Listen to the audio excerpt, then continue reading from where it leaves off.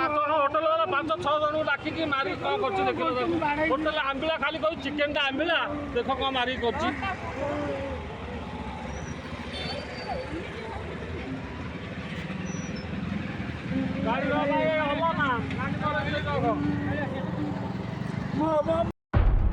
Chicken biryani ବାସି କହିବାରୁ ମାଡ଼ ମାରିବା ସହ ଭୁଜାଲିରେ ହାଣିଲେ ଜଷ୍ଟ କୁକ୍ ହୋଟେଲର କେସିୟର ଓ ୱେଟର। ହୋଟେଲ ସାମ୍ନାରେ ରକ୍ତ ଜୁଡୁବୁଡୁରେ ଚିତ୍କାର କରୁଥିଲା ଆକ୍ରମଣର ଶିକାର ହୋଇଥିବା ଯୁବକ ସଞ୍ଜୟ ମାଝୀ। ହୋଟେଲ ବାଲା 5-6 ଜଣଙ୍କୁ ଡାକିକି ମାରି କ'ଣ କରୁଛି ଦେଖିଲ। ହୋଟେଲ ଆମ୍ବିଳା ଖାଲି କହୁଛି ଚିକେନଟା ଆମ୍ବିଳା, ଦେଖ କ'ଣ ମାରିକି କରୁଛି। ଖବର ପାଇ ଘଟଣାସ୍ଥଳରେ ପହଞ୍ଚିଥିଲେ ସଞ୍ଜୟଙ୍କ ପତ୍ନୀ, ହେଲେ ତାଙ୍କୁ ବି ଅଶ୍ଳୀଳ ଭାଷାରେ ଗାଳି କଲେ ହୋଟେଲର କେସିୟର ଓ ୱେଟର। ଉପସ୍ଥିତ ଥିବା ପ୍ରତ୍ୟକ୍ଷଦର୍ଶୀ ଆମ୍ବୁଲାନ୍ସ ଡକାଇ ରକ୍ତ ଜୁଡୁବୁଡୁ ହୋଇଥିବା ସଞ୍ଜୟଙ୍କୁ କୁଜଙ୍ଗ ଗୋଷ୍ଠୀ ସ୍ୱାସ୍ଥ୍ୟକେନ୍ଦ୍ରକୁ ପଠାଇଥିଲେ। ଆକ୍ରମଣର ଶିକାର ହୋଇଥିବା ସଞ୍ଜୟଙ୍କ ପତ୍ନୀ କୁଜଙ୍ଗ ଥାନାରେ ଲିଖିତ ଅଭିଯୋଗ କରିଛନ୍ତି।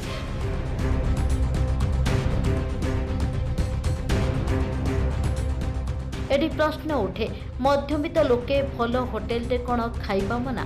ବାସି ହୋଇଥିବା ଖାଦ୍ୟ ହୋଟେଲ କେସିୟରଙ୍କୁ ପଚାରିବା କ'ଣ ମନା? ତାହେଲେ ହୋଟେଲ ଜଷ୍ଟ କୁକକୁ ଖାଇବାକୁ ଆସିଥିବା ସଞ୍ଜୟ ତାର କକେଇ ଖାଦ୍ୟ ବାସି କହିବାରୁ କାହିଁକି ମାରିଲେ ହୋଟେଲର କେସିୟର ଓ ୱେଟର? କ'ଣ ଥିଲା ରହସ୍ୟ? ଏଭଳି ଦୃଶ୍ୟ ଦେଖିବାକୁ ମିଳିଛି କୁଜଙ୍ଗ ଥାନା ଅଧୀନ କଟକ ପାରାଦୀପ ରାଜ୍ୟ ରାଜପଥର 15 ନମ୍ବର ଛକଠାରେ।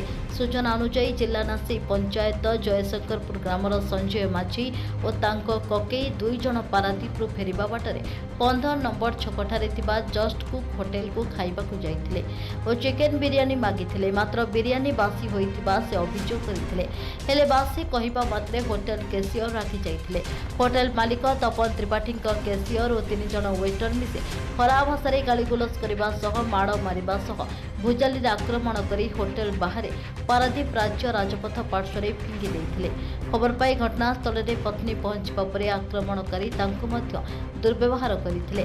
ଆକ୍ରମଣର ଶିକାର ହୋଇଥିବା ସଞ୍ଜୟଙ୍କ ପତ୍ନୀ ସସ୍ମିତା ବେହେରା କୁଜଙ୍ଗ ଥାନାରେ ଏହି ଲିଖିତ ଅଭିଯୋଗ କରିଛନ୍ତି।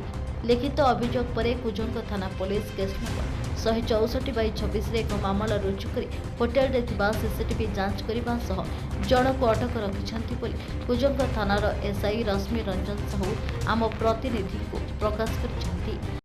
ସାର୍ ଆମେ ଯାଉଥିଲୁ ବାଟକୁ ଯାଇଥିଲୁ ପାରାଦୀପ ଆସିବା ଭିତରେ ଆମେ ଭୋକ କଲା, ଆମେ ସେ 15 ନମ୍ବର ତପନ ତ୍ରିପାଠୀ ହୋଟେଲ ଆଜ୍ଞା ସେଇଠି ଖାଇଲୁ। ଆଜ୍ଞା ଆମେ ଚିକେନ ବିରିୟାନୀ ମଗେଇଲୁ ଖାଇବାକୁ। ମୁଁ ମୋ ସାଙ୍ଗରେ ଜଣେ ଯାଇଥିଲେ ସହଯୋଗୀ ମୋ ନନା ହେବେ କକେଇ ହିସାବରେ, ଆଉ 2 ଜଣ ଖାଇଲୁ। ଖାଇବା ଭିତରେ ସେ ବାସି ଚିକେନ ଦେଲା।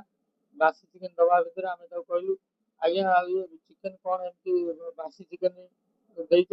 ସେ କହିବା ଭିତରେ ସାର୍ ଆମକୁ ସେ ବହୁତ ଗାଳି ଗୁଜ ଖରାପ ଭାଷା କହି ଆମକୁ ସାର୍ ପଛୁଆ ଆସିକି ମାଡ଼ ଦେଲେ। ସେ ଯିଏ ଆମ ସେଲ୍ସମ୍ୟାନ୍ ଯିଏ ଅଛି ସିଏ ଆସି ମୋ ମୁଣ୍ଡରେ ଆଣି ଗୋଟେ ପାହାର ଆଣି ଗୋଟେ ଲୁହା ରଡ଼ରେ ଆଣି ବାଡ଼େଇଲେ। ବାଡ଼େଇକି ତାପରେ ଯିଏ କାଉଣ୍ଟରରେ ଯିଏ ବଇଛନ୍ତି, ଯିଏ ପଇସା ନେଉଛନ୍ତି, ସିଏ ବି ଆଜି ତଟିଆଟା ପକେଇଲେ। ତା ମାରିକି ଆଣି ରୋଡ଼ରେ ଆମକୁ ଆଜ୍ଞା ଫୋପାଡ଼ି ଦେଲେ। ଫୋପାଡ଼ି ଦେବା ଭିତରେ ମୋ ସାଙ୍ଗରେ ଯିଏ ଥିଲା ସେ 112 ଥାନା ବାବାଙ୍କୁ ଆଗେ ଡକେଇକିରି ମୋ ସ୍ତ୍ରୀକୁ ଡକେଇଲେ। ମୋ ସ୍ତ୍ରୀ ଆସିକିରି 108 ଆସିକିରି ମୋତେ ଆଣି ହସ୍ପିଟାଲରେ ଆଣି ଆଡ଼ମିସନ୍ କରିଛନ୍ତି। ଆଜ୍ଞା ଆମେ ଗରିବ ଲୋକ ଆଜ୍ଞା, ବହୁତ ଆଜ୍ଞା ଗୋରୁ ଗାଈ ଆଜ୍ଞା ବାଡ଼େଇଛନ୍ତି ମୋତେ। କୁକୁର ଆଜ୍ଞା ମେନ୍ ରୋଡ଼ଟା ହୋଟେଲ ଭିତରୁ ଆଣି ମେନ୍ ରୋଡ଼ରେ ଆଜ୍ଞା କୁକୁର ଆଜ୍ଞା ବାଡ଼େଇଛନ୍ତି। ଆଜ୍ଞା ମୋ ମୁଣ୍ଡକୁ ବାଡ଼େଇଛନ୍ତି, ମୁଣ୍ଡକୁ ଫଟେଇ ଦେଇଛନ୍ତି। ଆଜ୍ଞା ଆମେ ଯାଇଥିଲୁ ଖାଇବାକୁ ଆଜ୍ଞା, ଆମକୁ ବହୁତ ବାଡ଼େଇଛନ୍ତି। ପଇସା ନେଲେ ବହୁତ ବାଡ଼େଇକିରି ଆମ କୁକୁର ମାଙ୍କଡ଼ ଆଜ୍ଞା ବାଡ଼େଇଲେ। କିଏ ମୁଣ୍ଡରେ ମାଇଲା, କିଏ ଗୋଇଠା ମାଇଲା, ତ କିଏ ଅଣ୍ଟାରେ ମାଇଲା, କିଏ ପିଠିରେ। ଅଭିଯୋଗ ଅଛି ଆଜି 15 ନମ୍ବରରେ ଯୋଉ ଦୟନୀୟ ଘଟଣା ଘଟିଛି, ଜଣେ ଦିନ ମଜୁରିଆଟେ ଖାଇବାକୁ ଯାଇଥିଲା। ସେ ଯୋଉ ବିରିୟାନୀ ଖାଇଲା, ବିରିୟାନୀର ଟେଷ୍ଟ ଖଟା ବା ଆମ୍ବିଳା ଲାଗିଲା, ତାକୁ ସ୍ୱାଦଯୁକ୍ତ ହେଲା ନାହିଁ। ଏଇ କଥା କହିବାରୁ ତାକୁ ଅଚାନକ ତାକୁ ମାଡ଼ ଦିଆଗଲା। ବାଡ଼େଇ 3-4 ଜଣ ତାକୁ ବାଡ଼େଇକିରି ମୁଣ୍ଡ ଫଟେଇ ଦେଇ ରାସ୍ତାରେ ତାକୁ ଛାଡ଼ି ଦେଇଗଲେ। ସେ ଦୟନୀୟ ଅବସ୍ଥାରେ ଗଡ଼ିକିରି ଜୀବନ ମୃତ୍ୟୁ ସହିତ ଛଟପଟ ହଉଥାଏ। ଆଜ୍ଞା ଏଇ ଢାବାରେ ଏମାନେ ହେଲେ ମନ୍ତ୍ରୀଙ୍କର ପ୍ରକୃତ ପାଖ ଲୋକ ତପନ ତ୍ରିପାଠୀ ମହୋଦୟ। ତପନ ତ୍ରିପାଠୀ ମହୋଦୟ ବିଗତ ଦିନରେ କାଳିଆପାଟର ଅଲେଖ ସାରଙ୍କର ପୁଅ ଯାଇଥିଲେ ପାମ୍ପଡ଼ ଖାଇବାକୁ। ଗୋଟେ ଲିଜତ ପାମ୍ପଡ଼ର ଦାମ 20 ଟଙ୍କା କହି ତାକୁ ବାଡ଼େଇକିରି ତାକୁ ଏଗ୍ରିମେଣ୍ଟ କରିକି ତାକୁ ଛାଡ଼ିଲେ। ଆଜ୍ଞା ଆଜି ମନ୍ତ୍ରୀ ଭଲ ଲୋକ, ମନ୍ତ୍ରୀଙ୍କର ପାର୍ଶ୍ୱ ଲୋକଙ୍କ ଯୋଗୁଁ ଆଜି ମନ୍ତ୍ରୀ ବଦନାମ ହଉଛନ୍ତି। ଆଜି ସେଇ ତପନ ତ୍ରିପାଠୀଙ୍କର ମେଡିକାଲରେ ଯୋଉ ଆମର ରୋଗୀଙ୍କ ପାଇଁ ଯୋଉ ବିଲ୍ କରାଯାଉଛି, 200 ଟଙ୍କା ଲେଖା ଖାଦ୍ୟ ହିସାବରେ 2 ଲକ୍ଷ ସମଥିଙ୍ଗ କେତେ ହଜାର ଟଙ୍କା ତାଙ୍କ ହୋଟେଲରୁ ବିଲ୍ ଆସି ଆଜ୍ଞା ସେ ଦୁର୍ନୀତି ହେଇଛି।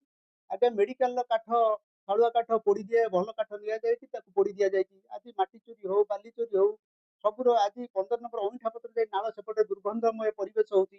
ଏ ମନ୍ତ୍ରୀ ସ୍ୱଚ୍ଛ, କିନ୍ତୁ ମନ୍ତ୍ରୀଙ୍କର ପାର୍ଶ୍ୱ ଯୋଉ କର୍ମଚାରୀ ରହିଲେ ସେମାନେ ଆଜି ମନ୍ତ୍ରୀଙ୍କୁ ବଦନାମ କରୁଛନ୍ତି। ଆଜି ଆମେ ବି ମଧ୍ୟ ମୁଁ ମୋ ସାଙ୍ଗ ସହିତ ଥରେ ଖାଇବାକୁ ଯାଇଥିଲି ସନ୍ଧ୍ୟାବେଳେ, ଆଜ୍ଞା ସେ ବିରିୟାନୀ ଖାଇକିରି ମୋର 3 ଦିନ କାଳ ଝାଡା ହେଲା। ଏ କଥା ମୁଁ କାହାକୁ କହିନି, ଭାରି ଲଜ୍ଜା ମତେ ଲାଗୁଛି। ଆଜ୍ଞା ମୁଁ ବି ଆଜି ଫୁଡ ଡିପାର୍ଟମେଣ୍ଟ ମ୍ୟାଡାମଙ୍କ ସହିତ କଥା ହେଇଛି।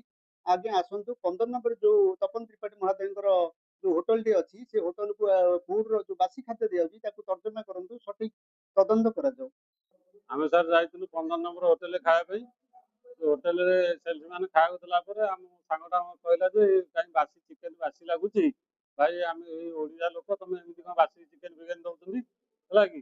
ନା ନାଇଁ ଆମର ଏ ଭଲ ଚିକେନ। ନା ଦେଖନ୍ତୁ ଏଠି ଯେତେ ବସୁଛନ୍ତି ସମସ୍ତେ ହଉଛନ୍ତି ବାସି ଚିକେନ କହୁଛନ୍ତି। ସେ ବି ରିସେପସନରେ ପଚାରିବାକୁ ଆସିଲେ ସମସ୍ତେ କହିଲେ ନାଇଁ ଚିକେନ ଭଲ ନାହିଁ।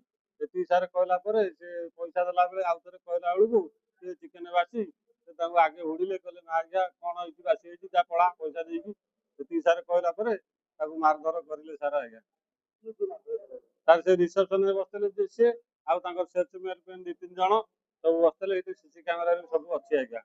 ତା ମୁଣ୍ଡରେ ସାର୍ ପକେଇଲେ ପାରେ, ତା ମୁଣ୍ଡ ପୁରା ଫାଟିକି ପୁରା ବ୍ଲଡ ବିଡିକି ହେଇଛି। ରୋଡ ଉପରେ ବହୁତ ବ୍ଲଡ ବି ସାର୍ ଆଜ୍ଞା ପଡିଛି। ଆମ ଘରଟା ସାର୍ ତାଲନା ମଲା ସାର୍। ସାର୍ ଆମେ 15 ନମ୍ବର ଡାହାଣ ପଟେ ସେ ହୋଟେଲ କାଠ ହୋଟେଲ ତପନ ତ୍ରିପାଠୀଙ୍କ ହୋଟେଲ ଆଜ୍ଞା, ସେଇଠି ଆମେ ଖାଉଥିଲୁ ସାର୍। ଆଜ୍ଞା ସାର୍ ଆମେ ସାର୍ କହୁଛୁ ଆମେ ଗରିବ ଲୋକ, ଆମକୁ ସାର୍ ଏମିତି ଅତ୍ୟାଚାର ହଉଛି ମାନେ ୟା ପାଇଁ ସାର୍ ଗୋଟେ କ'ଣ କରନ୍ତୁ। ଏମିତି ହୋଟେଲ ଆମ ଗରିବ ଲୋକଙ୍କ ପାଇଁ ଏମିତି ହଉଛି ମାନେ କ'ଣ ଏତେ ଲୋକ ହେବେ, ଆପଣ ସେ ଲୋକଙ୍କୁ ସାର୍ ସେ ହୋଟେଲ ସିଜ୍ କରନ୍ତୁ, ତାକୁ ବନ୍ଦ କରନ୍ତୁ ସାର୍। ଆମେ ଏତିକି ସାର୍ ଅନୁରୋଧ କରୁଛୁ। ଜଗତସିଂହପୁର ପ୍ରଳୟ ମହାପାତ୍ରଙ୍କ ରିପୋର୍ଟ।